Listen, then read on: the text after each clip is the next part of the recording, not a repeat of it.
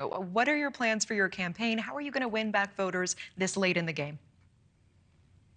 I think the polls are dead off is the answer. So I'm here in Iowa. I have done more events than any of the other candidates, actually all of the other candidates combined.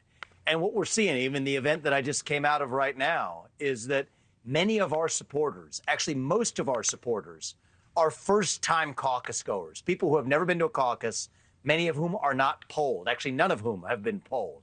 So I think we're going to deliver a major shock on January 15th. I think I have a good shot at even winning the Iowa caucus. That will turn this race upside down and propel me forward. I still expect to be the nominee and expect to be the next president. And I do think it's going to take somebody from the outside and somebody from the next generation to get this job done. That's what people are hungry for, and I wouldn't believe the polls for a second. Okay, I appreciate that. I do want to talk about the ballot in Maine. Of course, Maine this week becoming the second state to remove Donald Trump from their primary ballots. Now, you have pledged to withdraw from the Maine ballot in protest. Do you still plan on doing that? And how did you come to that decision? Yeah, look, it wasn't in protest. I'm actually a very practical person. I think that it was deeply unconstitutional and wrong for one individual, a Secretary of State, without any trial or procedure or anything else, just to decide and wake up one day Donald Trump's not on the ballot. That's wrong. Just as I think it's wrong for a cabal of judges in Colorado in a partisan fashion to do the same thing. So what I said is, if they're going to behave in that unconstitutional way, the Republican candidates can actually stop this form of election interference. So I said I would remove my name from those ballots, and I called on the other Republicans in the race to do the same thing.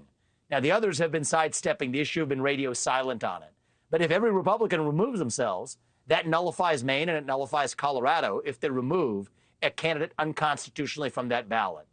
Now, I believe in standing on principle over politics. It would be a lot easier for me, frankly, if Donald Trump were not in this race. But that's not how any of us should want to win. And to the contrary, that's a violation of what this country was founded on. People in this country deserve to get to vote for whoever they want to vote for. But I expect to win by winning through the front door, convincing the voters of this country that I'm the best candidate. Again, that starts with a shock in Iowa. I think the poll numbers are drastically off, and that's how I expect to win. But yes, I will keep my pledge. I'm a man of my word, and we will stand for principle over politics. So to be clear, are you calling on your fellow candidates, Nikki Haley, Ron DeSantis, to pull their names from the Maine ballot and perhaps others of the 14-plus states that are considering doing this?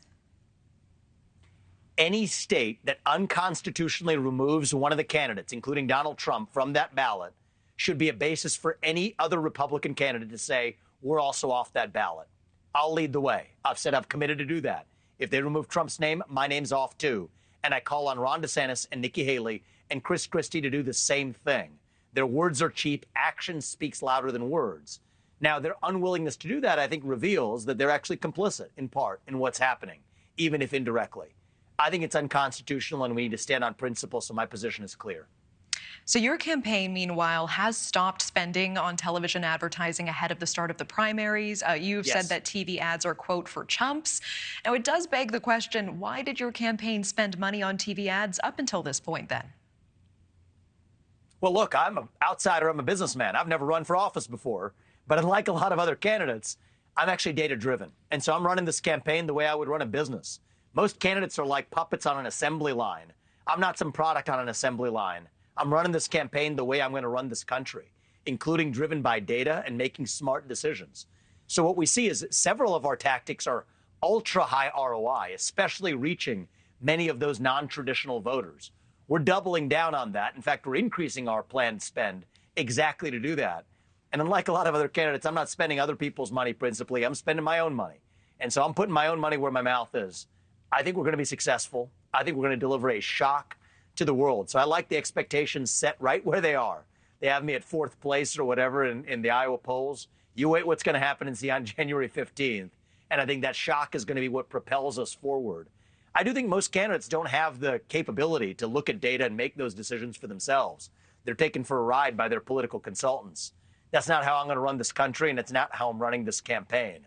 I think it takes a president who actually has been a businessman, somebody who's been a CEO, somebody who knows that if somebody works for you and you can't fire them, that means they don't work for you.